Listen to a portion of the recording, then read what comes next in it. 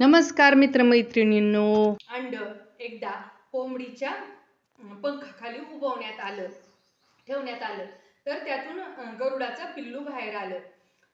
तर ते गरुडाचं पिल्लू कोंबडीच्या पिल्लासोबत वाढण्यानं ते पिल्लू स्वतःला कोंबडीचं पिल्लूच समजू लागलं.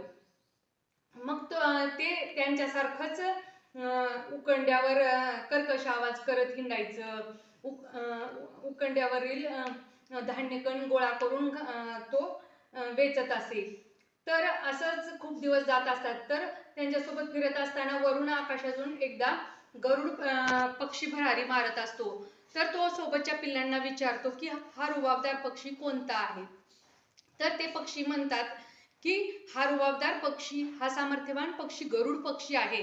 तू त्यांच्यासारखं कधीच उंच उडू शकत नाहीस, कारण तू एक साधं कोंबडीचं पिल्लू आहेस.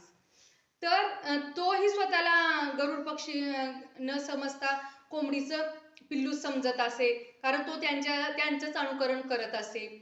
तर असं तो शेवट काय होतं की कोंबडीचं पिल्लू म्हणूनच जगतो आणि कोंबडीचं पिल्लू म्हणूनच तो मरतो.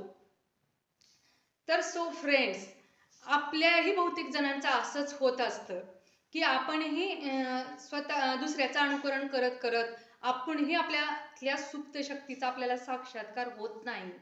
त्यामुळं आपणही यशाच्या शिखरापर्यंत उंच भरारी मारू शकत नाही.